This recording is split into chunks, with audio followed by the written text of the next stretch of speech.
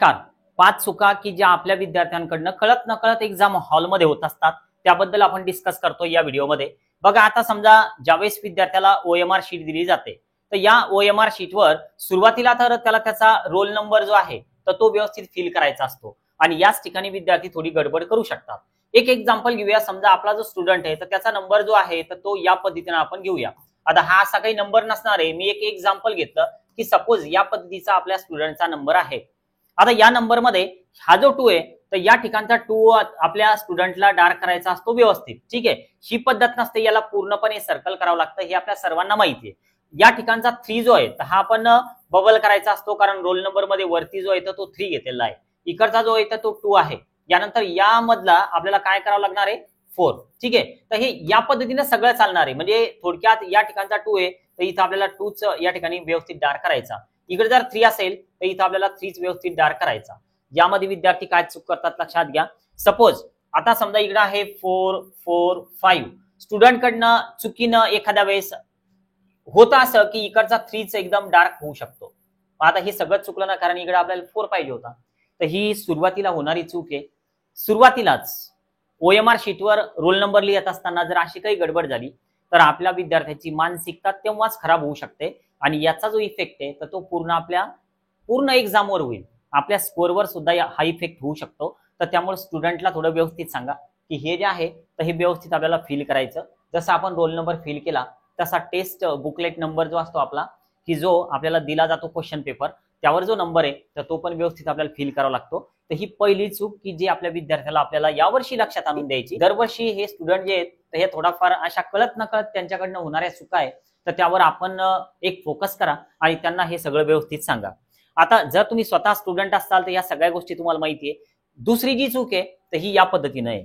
NTAचं जे information bulletin आहे यावर्षी नाही पण मागच्या वर्षी त्या मागच्या वर्षी त्यांनी सविस्तर सांगितलेलं होतं की यामध्ये विद्यार्थी ज्या चुका करतात तर हे जे बबल आपल्याला भरायचे तर हे असे भरू नका.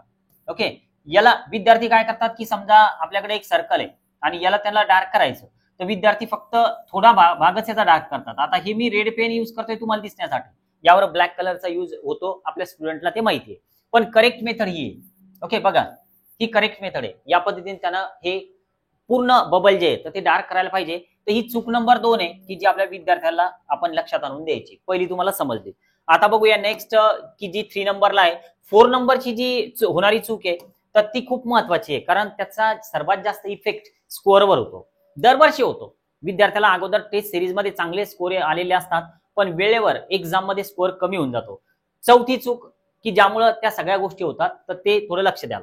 आता नंबर 3 ला आपल्याला जर समजा आपण हे सगळं बघितलं तर विद्यार्थी काय करतात की जो क्वेश्चन पेपर आहे तर त्या क्वेश्चन पेपरवर क्वेश्चन सॉल्व्ह करतात आणि नंतर मग त्यांना हे सगळं फिल करायचं असतं. तर बघा आता समजा आपल्याला क्वेश्चन नंबर 1 जो आहे तर त्याचा आन्सर जे आहे तर ते त्यांनी सपोज या ठिकाणी असं डार्क केलं. ठीक आहे, आता यानंतर हे थोडं जरी असं बाहेर गेलं, बघा हे चुकून आपला जो पेन आहे तर तो इकडे तिकडे गेला तर हे सगळं या साईडला आलं इथं. आता सेकंड नंबरचा आन्सर जर पुन्हा 1च आलं तर हे बघा हे काय होणार आहे तर हे आता एकमेकांसोबत टच होईल. आता हे असं केलं परत तर ह्या सगळ्या रॉंग मेथड आहे. तर हे आपल्या स्टुडंटला थोडं वेळ एक्सप्लेन करा. ही अशी पद्धत नाहीच जी NTA सांगितलेली मी अगोदर तुम्हाला दाखवली तर ती मेथड आहे. तर ही चूक नंबर 3 की जे स्टुडंट करतात. 4 नंबरची अत्यंत महत्वाची की जी आता आपण डिस्कस करूया. बघा लक्षात घ्या, स्टुडंट काय करतात की आपलं जो क्वेश्चन पेपर आहे तर तो क्वेश्चन पेपर सॉल्व्ह करताना ठीक आहे कारण क्लासमध्ये पण तसं सांगितलेलं असतं की सुरुवातीला बरेच मुलं काय करतात की 45च्या 45 क्वेश्चन सॉल्व्ह करतात आणि नंतर मग हे 1 बाय 1 सगळे बबल फिल करत जातात. आता बरेच विद्यार्थी काय करतात की समजा 45 टोटल क्वेश्चन आहे, सुरुवातीला फिजिक्स आहे, केमिस्ट्री का बायो आहे, कोणते पण सॉल्व्ह केले समजा. आता त्यांनी काय केलं, पहिल्याचा आन्सर आला समजा 2, थोडा डॉट दिला. दुसऱ्याचा आन्सर आला समजा परत 3, थोडा डॉट दिला.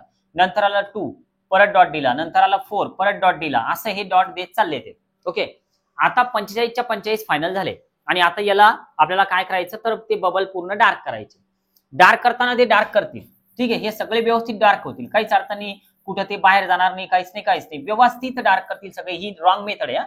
आपला व्हिडिओची लेंथ वाढेल तर त्यामुळे हे मी थोडक्यातच तुम्हाला करून दाखवतोय. हे पूर्ण डार्क करावं लागणार आहे.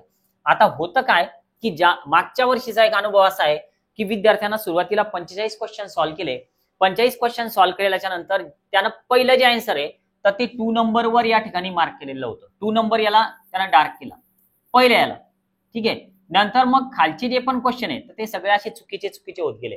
म्हणजे थोडक्यात पहिला जो आपला सब्जेक्ट आहे की जो त्या विद्यार्थ्यानं फिजिक्स सॉल्व्ह केलेला होता तर त्याचे बरेचसे क्वेश्चन फिजिक्स मध्ये चुकले आणि ते निगेटिव्ह मार्किंग मध्ये चालले गेले. कारण पहिल्याचा आन्सर त्यानं 2 ला दिलं आणि नंतर मग खालचे क्रमच सगळा बदलला. तर ही खूप महत्वाची चूक विद्यार्थी करतात. तर यामध्ये सुधारणा नेमकी कशी करावी तर हे असं व्हायला नको यासाठी काय करायचं बघा. लक्षात घ्या. यावर सोल्युशन सांगतो मी. जास्तीत जास्त स्कोअर जो आहे तर तो या पद्धतीमुळे कमी होतो. पण स्कोअर कसा वाढेल ही अशी चूक होऊ नये पद्धत काय करायची तर लक्षात घ्या की आपला जो क्वेश्चन पेपर आहे आता त्याच्या पहिल्या पेजवर जर का समजा 3 क्वेश्चन असतील तर 4 क्वेश्चन असतील तर सुरुवातीला ते सॉल्व्ह केल्याच्या नंतर या ठिकाणी तुम्हाला ते पहिले 4-5 जे पण पहिल्या पेजवरचे क्वेश्चन आहे तर त्यावर व्यवस्थित हे करा. आता हे बघा माझ्याकडनं काय झालं इथं 3 झालं आणि इथं 4 झालं तर इथं हे असं व्हायला नको. एकाच ठिकाणी नको व्हायला. आता समजा इथं हे आन्सर 4 होतं तर आता लक्षात घ्या समजा हे आपण 2 3 2 3 आणि इकडे समजा 2 असे आन्सर आलेले आहे. मग आता हे पहिल्या पेजवरचे क्वेश्चन आहेत एवढे आपल्या क्वेश्चन पेपरवरचे तर हे व्यवस्थित तुम्ही अगोदर त्याला बबल करायला सांगा नंतर पुढचं सॉल्व्ह करा. पहिले जे पेज होतं त्यावर फक्त 4च क्वेश्चन होते 4 आपण त्या ठिकाणी बबल केले. दुसऱ्या पेजवर समजा 6 आहे मग 6 ला बबल करा. नंतरच्या पेजवर समजा 6 आहे परत 6 ला बबल करा. थोडक्यात 45 क्वेश्चन तर तुमचे होणारच आहे. पण या मेथडनं काय होईल की एखादी जरी चूक झाली समजा तर ते जास्त क्वेश्चनवर त्याचा इफेक्ट होणार नाही OMR वर. म्हणजे थोडक्यात पेजवर बघा किती क्वेश्चन आहे तर तेवढ्याचेच मार्किंग करा आणि तेवढ्यालाच बबल करा. ठीक आहे. तर या पद्धतीने तुम्ही जाल. तर ही चौथी चूक की जी जास्तीत जास्त मुलांकडनं होते बबलच चुकतात त्यांचे आणि बाकीचा सगळा क्वेश्चन पेपर जो आहे जे OMR आहे तर त्यावर त्याचा इफेक्ट होतो नंतर स्कोअर कमी येतो. 5वी होणारी विद्यार्थ्यांकडनं चूक कोणती बघा. आता समजा हे 52 नंबरचा क्वेश्चन आहे आणि याचा आन्सर 2 आलेला आहे आणि त्यांना 2 असं या ठिकाणी पूर्ण डार्क केलं. ओके. आता जो पुढचा क्वेश्चन आहे तर पुढच्या क्वेश्चनचा आन्सर जे आहे तर ते 2 आलं त्यानं काय केलं की 3 वर एकदम बबल केलं आणि याला डार्क करून दिलं. आता आन्सर आलेलं होतं 2 किंवा आन्सर आलेलं होतं 4 किंवा आन्सर आलेलं होतं 1. मग आता नेमकं काय करायचं तर विद्यार्थी काय करतात की याला असं या ठिकाणी खोडतात. ठीक आहे. आणि परत 1 आन्सर आहे तर या 1 ला ते परत एक बबल करून देतात. तर हे असं करायला नको. ही एक मोठी चूक आहे. तर हे असं करूच नका. एकदा तुमचं चुकलं ना ते फायनल झालं. ते तो क्वेश्चन तुम्ही मान्य करा. तो तुम्ही निगेटिव्ह मार्किंग मध्ये जाणार आहे. तर त्यामुळं 2-2 एका क्वेश्चनचे 2 आन्सर अलाउडच नसतात. हे तुम्ही किती पण मार्क केलं तरी सुद्धा हे त्या ठिकाणी ग्राह्य धरलं जाणार नाही. आणि डॉट देऊन तर त्याला मुळी सोडू नका. हे असं करूच नका. याला व्यवस्थित पूर्ण डार्क करा. तुम्ही जर का समजा असं सोडलं प्रत्येक ठिकाणी हे असं करत गेले तुम्ही हे असे 2 आणले तर हे चुकलं परत. प्रत्येक ठिकाणी तुम्ही जर असं करत गेले आता हे अर्धवटच भरलं तर याला मार्क्स नाही मिळणार. तर हे आपल्या विद्यार्थ्यांच्या लक्षात आणून द्या. पूर्ण जे बबल आहे तर ते पूर्ण भरायला सांगा. ओके. आज आपण थांबूया. नवीन असाल सबस्क्राईब करायला विसरू नका.